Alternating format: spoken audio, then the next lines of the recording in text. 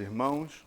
É uma alegria poder compartilhar com os irmãos também um pouco daquilo que o Senhor tem falado aos nossos corações, como Ele tem nos abençoado através do livro de Deuteronômio, né?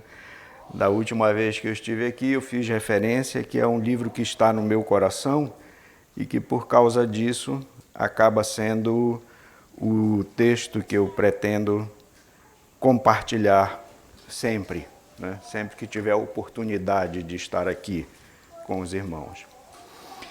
Na semana passada, eu sinto que fiquei devendo até, né? Quando estive aqui falando aos irmãos, achei que era uma das situações que o pastor Paulo Anglada sempre dizia, que era muito difícil você falar em outro local por causa do contexto diferente e que onde quando você está em casa já existe uma sequência natural que as pessoas entendem aonde é que você está chegando, por que você está chegando e fica mais fácil de entender. E eu achei que não fui bem claro, né, com os irmãos naquilo que me propus a falar da outra semana.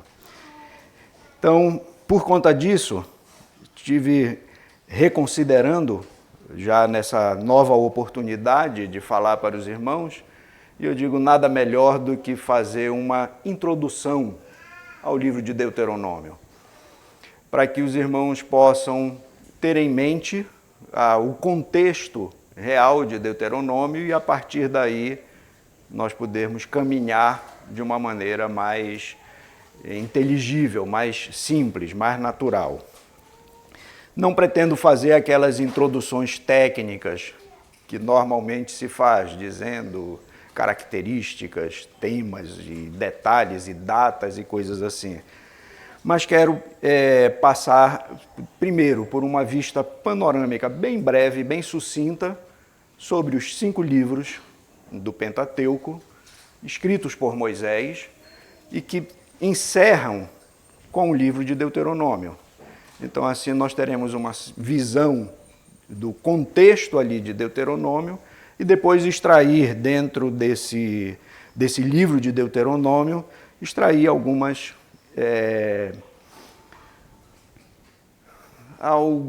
das suas características e importância, tanto no cânon bíblico, na formação do cânon, seja do Antigo e do Novo Testamento, como também para nós hoje em dia. É a Escritura, é a inspiração divina, é sagrada e nela nós conhecemos a vontade de Deus, onde Deus se revela e também revela quem nós somos, quem é o homem. Então, esse é o meu propósito hoje pela manhã. À noite, então, devo falar já sobre um texto mais específico dentro do livro de Deuteronômio.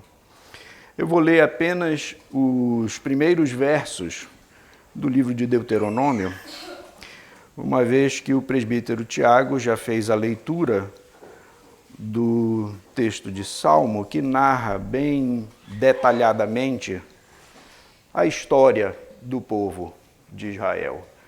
Narra como surgiram desde a promessa de Abraão, feita a Abraão, e ali depois levados para o Egito, José levado para o Egito, e dali então eles saem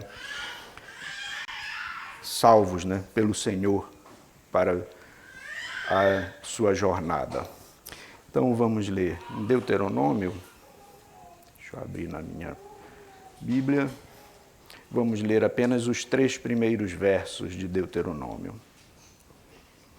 Diz assim a palavra do Senhor: são estas as palavras que Moisés falou a todo Israel, da além do Jordão, no deserto, na Arabá, desfronte do mar de Sufi, entre Parã, Tofel, Labã, Azerote e Dizaabe.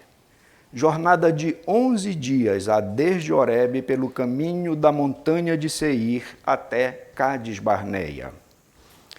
Sucedeu que no ano 40º, no primeiro dia do 11º mês, falou Moisés aos filhos de Israel, segundo tudo que o Senhor lhe mandara a respeito deles. Vamos orar. Senhor, nós louvamos o Teu nome, Pai, por este dia, louvamos o Teu nome pela Tua revelação preservada, escrita e inspirada de maneira sobrenatural e soberana por Ti mesmo na Tua palavra. Que o Senhor fale conosco nessa manhã, que o Senhor nos abençoe através da Tua palavra. É o que nós te suplicamos em nome de Jesus. Amém. Pois muito bem, meus irmãos. Então, como eu disse, eu quero fazer primeiro um passeio bem breve, com uma, duas frases apenas, sobre os primeiros livros da Bíblia. O primeiro livro, Gênesis, sem dúvida nenhuma, todos nós reconhecemos que ele inicia como revelando a Deus como um Criador soberano. Isso está logo nos primeiros capítulos do livro de Gênesis, e é esse o sentido que nós recebemos dessa revelação especial que Deus dá a Moisés para que ele registre.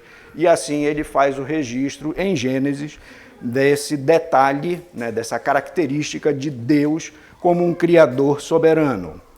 Mas ele também destaca não apenas o governo na criação, sobre a criação, mas ele também destaca o próprio governo de Deus sobre todas as coisas criadas, inclusive sobre o próprio homem, não apenas a natureza, mas sobre o próprio homem. Também destaca que Deus tem poder e tem autoridade soberana sobre tudo que ele criou. E isso está presente no livro de Gênesis. E dentro desse contexto do livro de Gênesis, ainda apresentando os 5 livros do Pentateuco, sem dúvida nenhuma, uma das coisas que nós vamos encontrar com maior clareza é a graça de Deus sendo manifestada no deserto, quando o povo está no deserto. No livro de Gênesis é narrado esse caminho inicial da formação do povo, e aí depois então prossegue já os outros livros falando sobre a peregrinação no deserto. Então, este é uma das doutrinas que nós devemos ter em mente quando nós formos ler qualquer um dos livros do Pentateuco, dos 5 livros. É a graça de Deus se manifestando de maneira soberana sobre a vida dos homens, em especial sobre a vida do seu povo. E não somente isso, ele mostra que há uma vitória, desta graça sobre o coração dos homens, sobre o coração daqueles a quem o Senhor resolve separar e escolher e fazer seu povo, fazer seus filhos. Também vamos encontrar nos livros dessa peregrinação, dentro dos livros do Pentateuco, nós vamos encontrar e perceber como o povo, de uma maneira geral, falhou de maneira miserável, como diz, a gíria, ainda que seja acertada. Como o povo retirado do cativeiro, trazidos para ser introduzido a uma terra prometida, como o povo falhou. E mesmo depois de entrar na terra prometida, como continuou falhando ao Senhor, diante do Senhor, mostrando tanto a soberania de Deus, como também a miserabilidade do coração humano. Quem somos nós como seres humanos? E até mesmo aqui, já prestes a entrar na terra prometida, nós vamos encontrar esse povo falhando, como o próprio Moisés relata neste primeiro capítulo logo. Aqui Moisés está iniciando, relatando sobre o que estava acontecendo já quando eles tinham peregrinado por 39 anos e estavam para entrar na terra prometida. E ali então Moisés relembra a eles, neste primeiro capítulo, todo o enredo, tudo aquilo que aconteceu com aquela geração que saiu do Egito, mas que desobedeceu a Deus e, por conta disso, não herdariam a herança, a promessa da terra. Dito isto, prosseguimos para o livro do Êxodo, então. Vimos Gênesis, vimos essa graça soberana de Deus se manifestando sobre o Pentateuco de uma maneira geral, no enredo dessa peregrinação no deserto. E no livro de Êxodo nós encontramos bem claramente manifestado o fato de que Deus é um redentor soberano. Isso é um fato destacado no livro de Êxodo. Êxodo, capítulo 1, verso 8 a 10. Entrementes se levantou o novo rei sobre o Egito, que não conhecera José. Ele disse ao seu povo: eis o povo dos filhos de Israel, é mais numeroso e mais forte do que nós. Eia, usemos de astúcia para com ele, para que não se multiplique, e seja o caso que, vindo a guerra, ele se ajunte com os nossos inimigos e peleje contra nós e saia em guerra. Então, os poderosos atos de Deus na libertação do povo que se encontrava sob cativeiro por conta da mão desse faraó egípcio, que via assim aquele povo que Deus estava multiplicando na terra do Egito. Vemos também Deus de uma maneira soberana na redenção ali em Êxodo, através das próprias pragas que ele enviou, das 10 pragas, como ele soberanamente atuou sobre a natureza, sobre todas aquelas circunstâncias, fazendo com que tudo aquilo culminasse com o amolecimento do coração de Faraó, que nunca se amoleceu, né? Mas que na realidade cedeu pelas circunstâncias, pelas provas que teve, que passou e permitiu e deixou que o povo saísse. Também nós vemos que nessas 10 pragas, alguns comentaristas tendem a dizer que em cada uma delas havia uma indicação da soberania do Deus de Israel sobre os deuses do Egito. Cada uma daquelas pragas apontava para um deus do egípcio, que era cheio de deuses, era idólatra por excelência. Então, alguns comentaristas dizem que em cada uma delas há essa vitória de Deus sobre os deuses ali conhecidos do Egito. Pulamos para o livro de Levítico. Apresentamos ali, vemos então já Deus sendo apresentado como aquele que é o santificador do seu povo. Porque esse livro apresenta principalmente a santidade de Deus na sua lei, revela o coração de Deus, revela o caráter de Deus e revela então como aquele povo deveria ser semelhante ao seu Deus, santo, separado e diferente. Então, no livro de Levítico, nós encontramos essa realidade de o Deus santificador soberano. No livro de Números, nós já encontramos, dentro dessa jornada de Israel, dentro do Egito, a terra prometida, saindo do Egito, a terra prometida, nós encontramos então ali o Deus agindo soberanamente como o líder daquele povo, sendo o líder real, através de Moisés, instruindo Moisés, dirigindo o seu povo, conduzindo o seu povo, liderando o seu povo em toda a jornada, em toda a caminhada. E aquilo que deveria ter sido uma viagem bem curta, eles saírem do Egito até a Terra Prometida, se tornou numa viagem de 39 anos, que é o que nós encontramos em Deuteronômio. Deuteronômio, nós chegamos aqui apresentando já, vendo a Deus como o legislador soberano, no sentido que ele pega a lei, não é uma mera repetição da lei. É comum a gente entender que Deuteronômio seria a repetição da lei. A lei que Deus deu agora, ele apenas repete para aquele povo. Não. Na realidade, Deus ali está dizendo que ele é o legislador soberano e que Moisés ali começa a aplicar esta lei para aquele povo naquela nova terra agora. A lei fora dada. Agora, vamos na prática. Como nós vamos viver segundo aquela lei?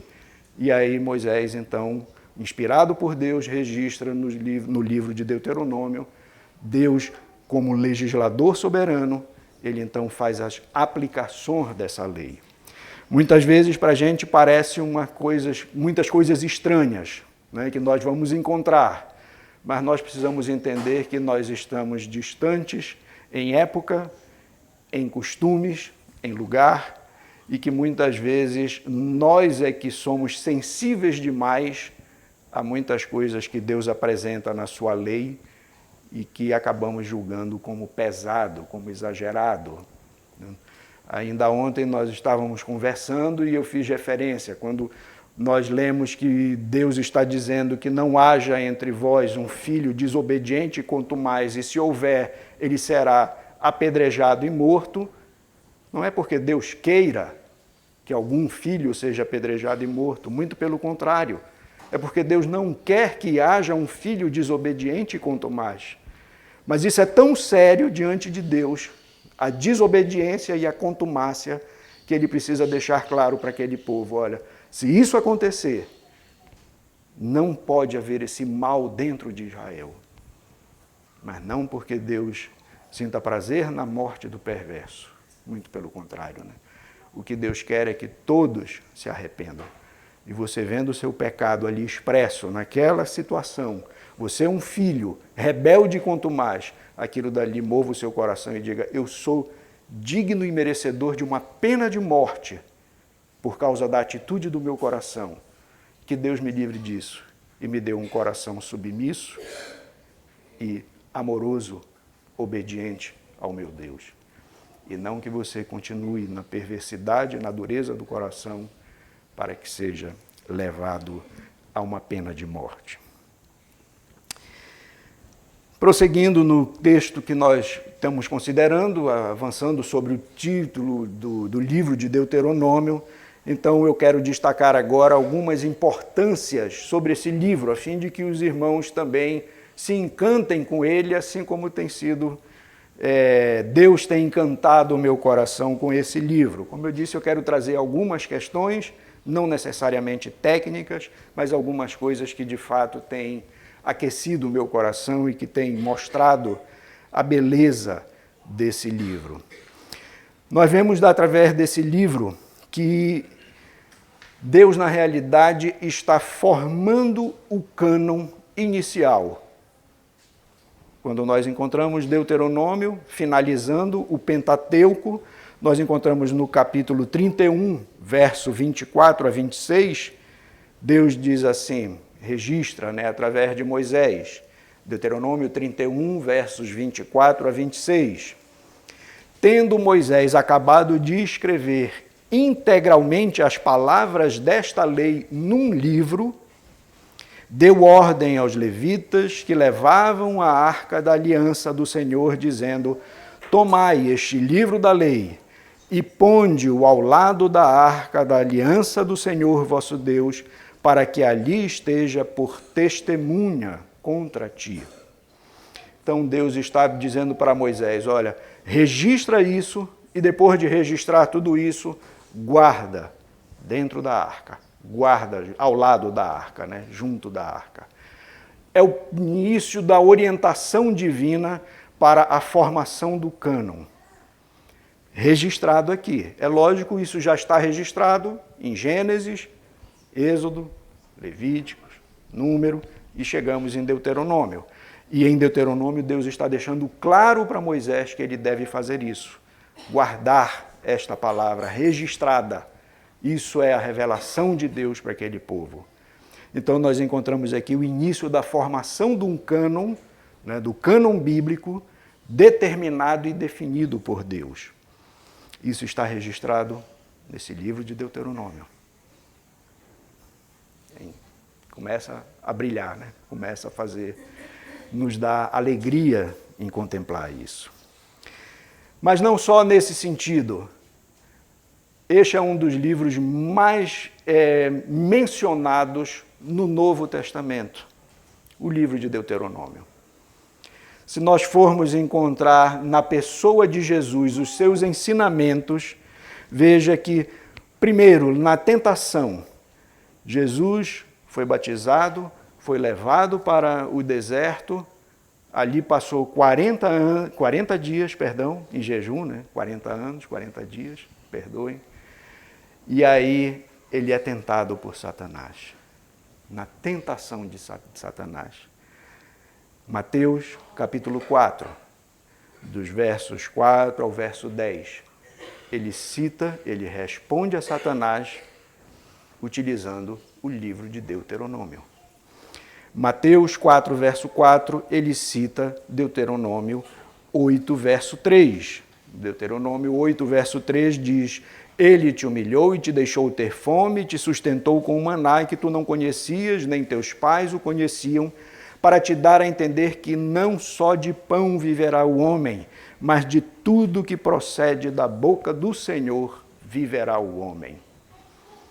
Então, o Senhor Jesus, ao responder às tentações, a primeira tentação de Satanás, ele utiliza o livro de Deuteronômio, inspirado por ele mesmo, para registro, para ser guardado, conservado, ensinado, aprendido pelo seu povo.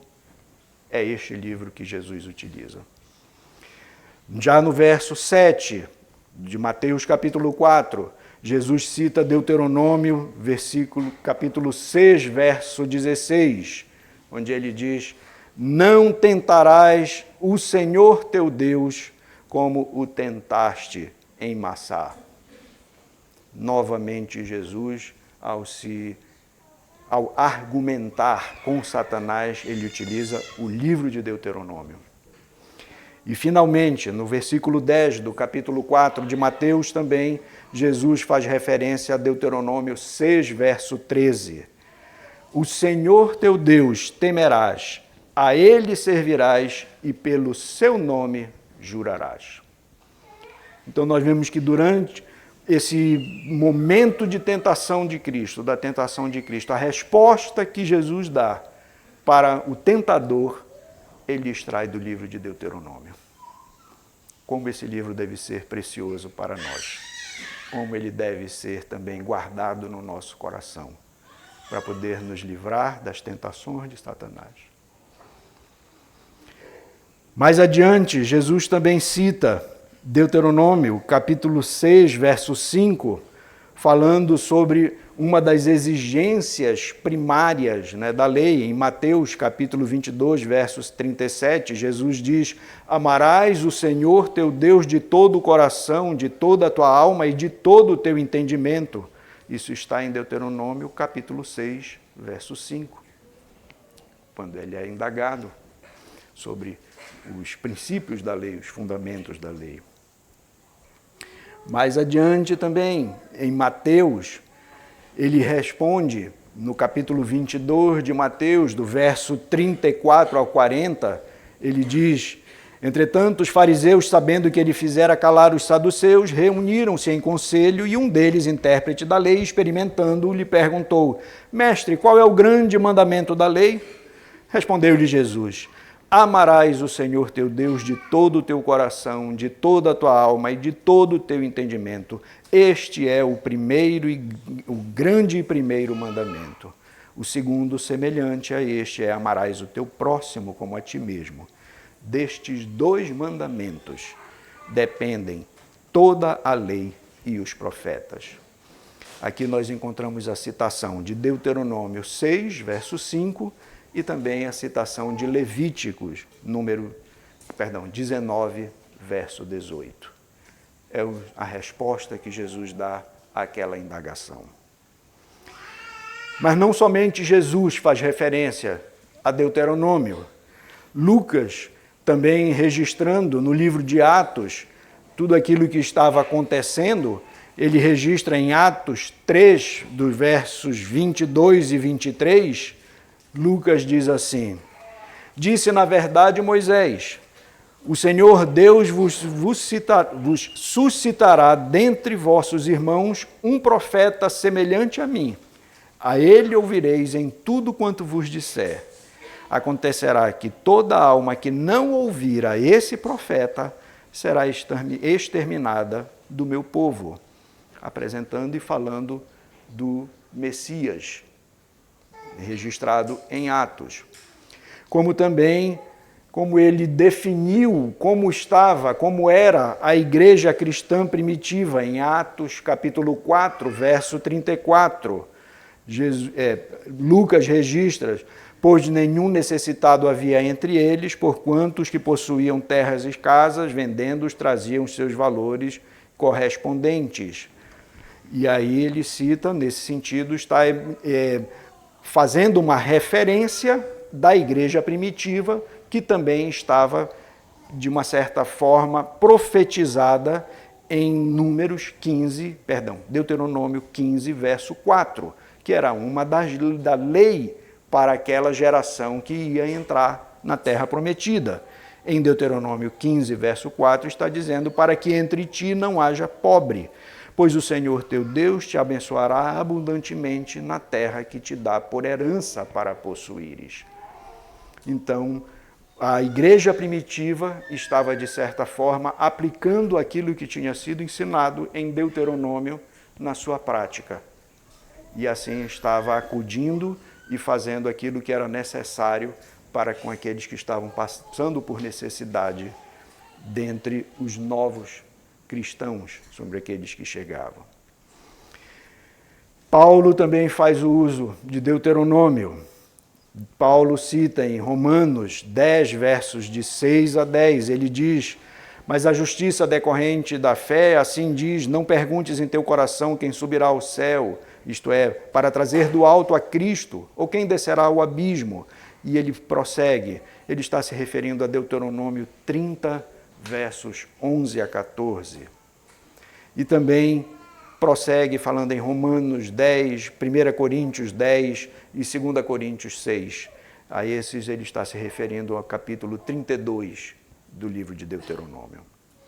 Então nós vemos a importância, primeiro, que Deus está dando na formação do cânon, ali, lá no iniciozinho, no Pentateuco, registrando e pedindo, nesse sentido, orientando e determinando que Moisés registrasse tudo aquilo e guardasse.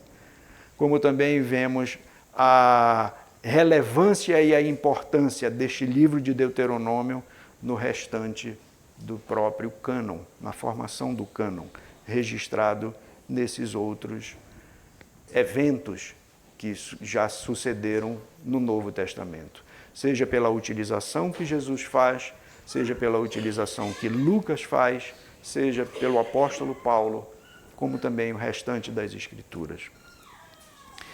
Então nós encontramos aqui, sem dúvida alguma, que Deus está mostrando para nós a importância e a relevância desse livro, como este livro de Deuteronômio deve ser admirado por nós.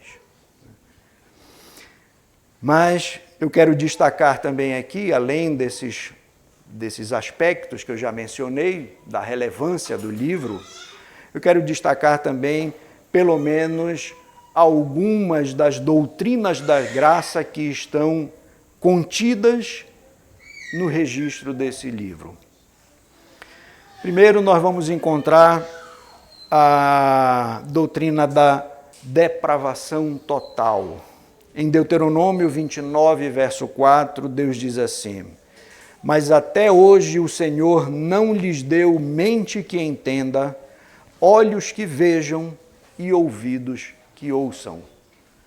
Não há naturalmente essa mente que entenda, esses olhos que vejam e estes ouvidos que ouçam. Com isso, nós vemos evidenciado aqui no livro de Deuteronômio que a depravação total do homem caído é uma realidade. Isso daí não significa, lógico, que o homem é tão mau quanto possa ser. Não, mas que o homem é incapaz de entender as coisas que se discernem espiritualmente. Que, na realidade, somente o próprio Deus é quem é capaz de iluminar, fazer entender, fazer conhecer. E isso nós encontramos desde lá, registrado em Deuteronômio. John Piper diz assim: nossa corrupção pecaminosa é tão profunda e tão forte que nos torna escravos do pecado e moralmente incapazes de vencermos nossa rebelião e cegueira. Esta incapacidade de salvar-nos a nós mesmos, essa incapacidade é total. Somos completamente dependentes da graça de Deus para vencer nossa rebelião, para dar-nos olhos para ver e atrair-nos eficazmente ao Salvador. Então, isso nós encontramos registrado no livro de Deuteronômio, a depravação total. E Deus, através de Moisés, nesse livro, está registrando que, de fato, espiritualmente, nós somos incapazes. Outros textos, a partir daí, nós vamos encontrar no restante da Bíblia. Vamos encontrar, sem dúvida, em Gálatas, nos Salmos, em Jeremias, em João, em 1 Coríntios, em Efésios, em diversos outros textos. Isso será cada vez mais evidenciado para nós através das Escrituras. Mas está lá, registrado, desde Deuteronômio, desde o Pentateuco, os primeiros livros da Bíblia. Também vamos encontrar aqui a eleição incondicional, sem dúvida nenhuma. Fica registrado a eleição incondicional de Deus. Em Deuteronômio, capítulo 4, verso 37, diz assim: porquanto amou teus pais e escolheu a sua descendência depois deles, e te tirou do Egito, ele mesmo presente e com sua grande força. Sem dúvida nenhuma, né? A eleição incondicional de Deus está presente ali, desde Abraão, depois no povo, nos patriarcas, né? Ali chega até José, depois se estende ao povo e está presente essa ação de Deus. John Piper diz também assim: a eleição de Deus é um ato incondicional da graça livre dada por meio de seu Filho Jesus antes de o mundo existir. Por meio deste ato, Deus escolheu, antes da fundação do mundo, aqueles que seriam libertos da escravidão ao pecado e levados ao arrependimento e à fé salvadora em Jesus. Uma boa definição do que seja eleição incondicional. Uma escolha que é feita por Deus em amor, registrado em Deuteronômio 4, verso 37. Por quê? Porquanto amou teus pais e escolheu a sua descendência depois deles. Essa eleição incondicional, essa escolha de Deus é feita em amor. Alguns, em rebelião contra essa eleição incondicional de Deus para com os seus, querem fazer a seguinte pergunta, né? Por que Deus só escolhe alguns? Não deixa de ser uma pergunta, verdade. Porém, essa pergunta precisa ser reformulada. A pergunta correta é: por que Deus escolhe alguns? Essa é a pergunta. Não é porque Deus só escolhe alguns, mas é porque Deus escolhe alguns. Todos são carentes e necessitados da graça e da glória de Deus. Todos.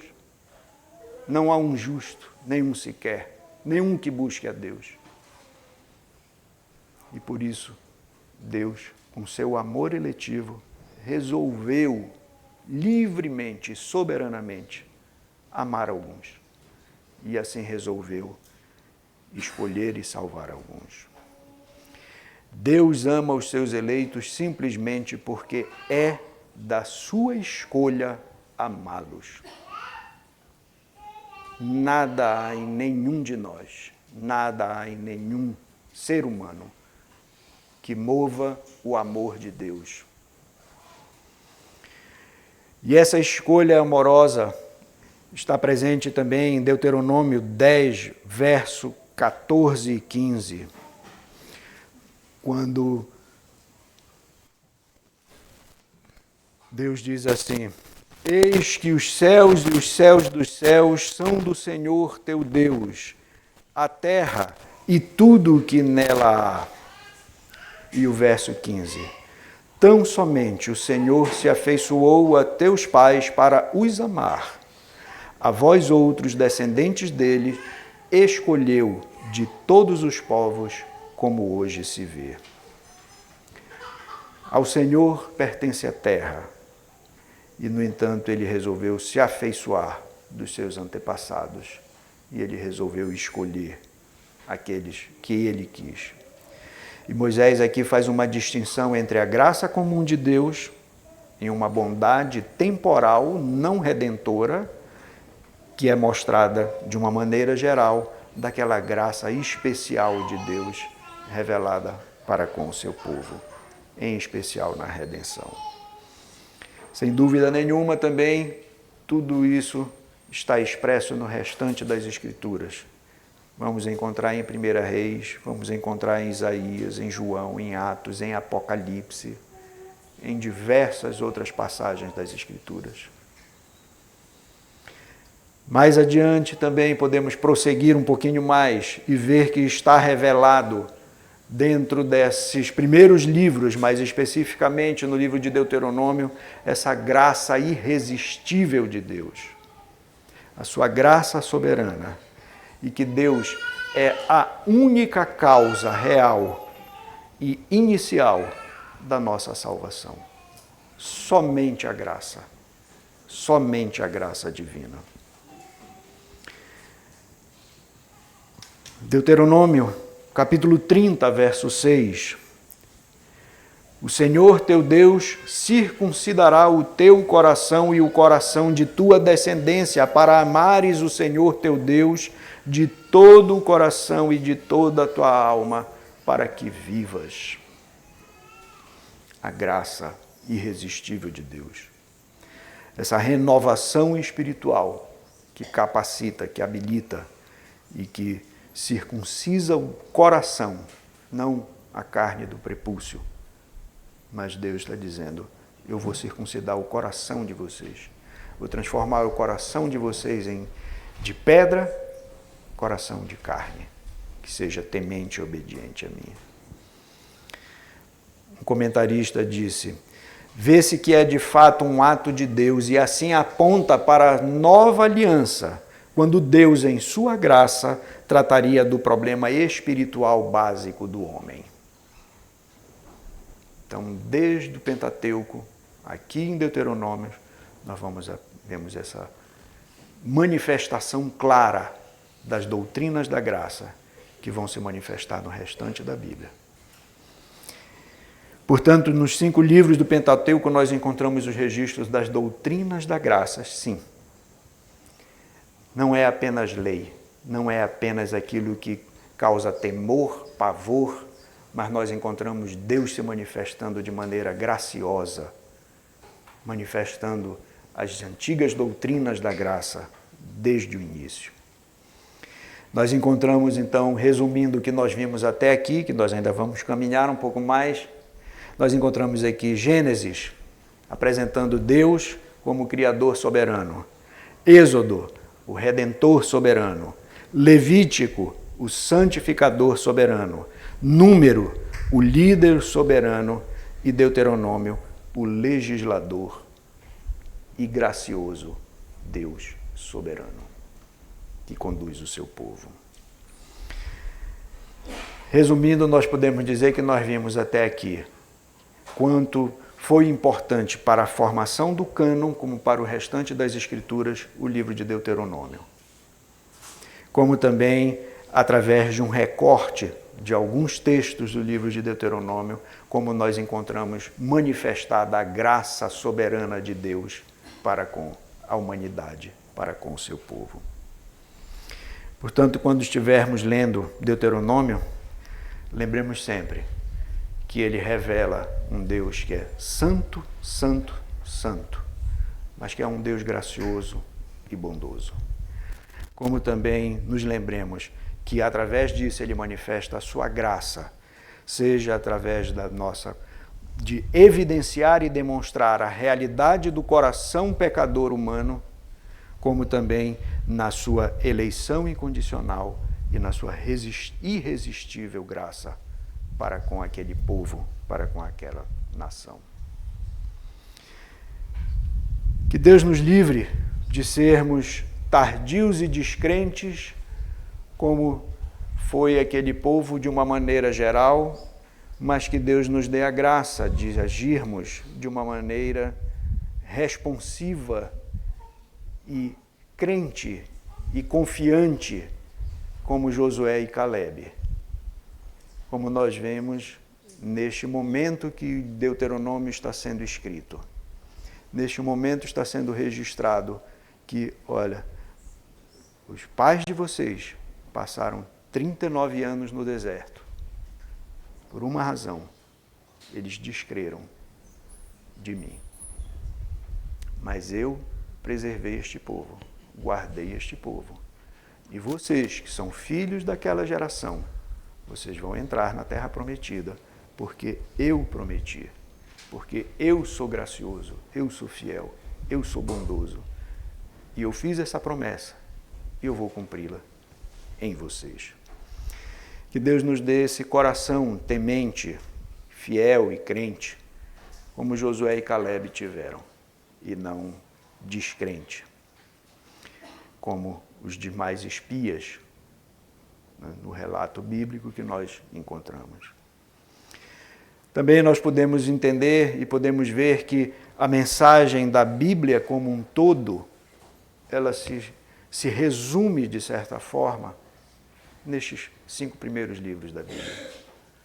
Ali nós vamos encontrar Deus agindo, Deus primeiro se revelando, inicialmente criando, depois se revelando, depois manifestando a sua bondade, a sua graça, a sua misericórdia, salvando, conduzindo o seu povo, salvando de uma maneira soberana pecadores perdidos e desobedientes e que estavam vivendo uma vida totalmente à parte de Deus, e Deus os chama, e Deus os resgata, como também ali ele manifesta o seu amor para com os eleitos e escolhidos, para que fossem seu povo. Tudo isso nós encontramos registrado nesses primeiros 5 livros da Bíblia. E Deuteronômio nós encontramos isso mais patente, como inicia o próprio livro. É a mensagem que nós vamos encontrar, é a mensagem de que Deus escolhe para si um povo por meio do qual ele quer mostrar sua graça, primeiramente para a sua glória e intencionalmente para o bem deles. Vou repetir essa frase. É a mensagem de que Deus escolhe para si um povo por meio do qual ele quer mostrar a sua graça, primeiramente para a sua própria glória e intencionalmente para o bem deles, para o bem daquele povo. Que estas verdades, concluindo, que essas verdades, na realidade, humilhem o nosso coração e nos faça perceber, enquanto estivermos lendo o livro de Deuteronômio, como o nosso coração está representado, está presente ali no coração daquele povo. E o quanto nós carecemos da misericórdia, da graça e do favor de Deus para a nossa vida. Sem a graça de Deus que se manifestou nesse povo, nessa peregrinação, registrado nesses primeiros livros da Bíblia,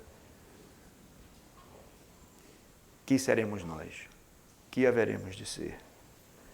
Seremos como as demais nações que não foram ali chamadas por Deus desde Abraão. Estaremos distantes, longe da graça de Cristo Jesus. E que de fato isso, perceber assim, ao ler esses livros, especialmente Deuteronômio, que é o livro que eu tenho a pretensão, né, de continuar compartilhando com os irmãos, que isso possa nos fazer perceber não somente essa graça de Deus, né, e a nossa necessidade da salvação que nós tanto precisamos dele, mas que isso possa também fazer com que aqueles que ainda não foram alcançados pela graça de Deus possam perceber a realidade que vivem, a realidade do seu coração, e possam assim suplicar e pedir para que Deus manifeste a sua graça e a sua bondade para que Deus seja o Deus dele, para que Deus seja o seu Deus, como ele tem sido Deus daquele povo que nós encontramos registrado ali. Que Deus dê a você um coração crente como o de Josué e Calebe, e não um coração descrente e não temente das demais nações e nem daquele povo que, ao ouvir o relato dos espias, disseram não. Que Deus é esse que tem feito isso daí, nos tirado do Egito para vir perecer agora na mão deste povo que ele diz que ele vai nos dar? Mas não. Deus, na realidade, possa convencer e possa levar você a perceber a necessidade do nosso Salvador. Por outro lado também, aqueles de nós que já foram alcançados pela graça de Deus, aqueles de nós que já fomos, de alguma forma, objeto do amor redentor de Deus, da sua irresistível graça, da transformação do nosso coração de pedra em coração de carne, que Ele possa, de fato, levar nosso coração a sempre render graças a Ele, pelas suas maravilhas, pela sua bondade, pela sua graça mesmo, pela sua graça irresistível, que quebrou o nosso coração, que mudou o nosso coração, que nos fez novas criaturas, que nos faz olhar para um livro que parece muitas vezes pesado e difícil, mas poder contemplar é um Deus soberano, bondoso e gracioso agindo na formação de um povo para si. É um Deus que salvou com milagres e prodígios lá no Egito. E é um Deus que vai conduzir o povo daqui para frente, a partir já de Josué, para a conquista da terra que ele prometeu, desde Abraão à sua descendência. E isso é o que Deus tem feito conosco, né? Aqueles que já foram alcançados pela graça e pela misericórdia de Deus. Deus já nos retirou das garras de um inimigo muito maior, muito mais, faltou o termo, penoso, né, que Faraó. Na realidade, Deus nos resgatou das garras do diabo, nos resgatou da condenação do inferno e nos tem dado um caminho de olharmos para aquilo que está diante de nós, em Cristo Jesus, sabendo que Ele de fato nos tem amado e que isso seja motivo de mover o nosso coração em louvor e gratidão diante dEle, contemplando as maravilhas de Deus, contemplando o seu cuidado, a sua bondade, a sua graça, a sua misericórdia. E sem dúvida nenhuma, se na frase que eu mencionei ainda há pouco, é de que Deus tem para si um povo, tem escolhido para si um povo, por meio do qual Ele quer mostrar a sua graça primeiramente para a sua glória, mas também intencionalmente para o bem deles. Se é para o nosso bem, graças a Deus por isso. E que nós vivamos para o louvor e a glória do nosso Deus. Amém. À noite, se Deus quiser, veremos um pouco mais sobre Deuteronômio. Agora, capítulo 1, provavelmente, do verso 6 ao verso 8, se Deus quiser. Vamos orar mais uma vez, depois eu passo a palavra ao presbítero Tiago.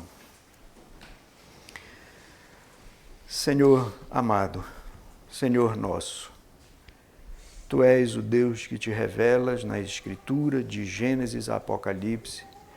Tu és aquele que resolvestes preservar a Tua palavra registrada e escrita para conhecimento nosso, para revelar a nós, ó Deus, quão bondoso e gracioso Tu és, para revelar a nós o nosso próprio coração, para vermos, ó Deus, e sentirmos carentes e necessitados da Tua misericórdia, da Tua graça. Que o Senhor nos habilite, através da Tua graça irresistível, a termos um coração transformados, mudados, através da ação do Teu Espírito nas nossas vidas.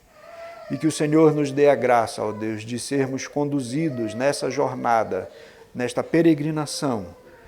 Que o Senhor nos dê a graça de sermos conduzidos com corações crentes, tementes a Ti, com alegria e desejosos sempre, ó Deus, de fazer a Tua vontade, de louvar, bendizer e glorificar o Teu nome.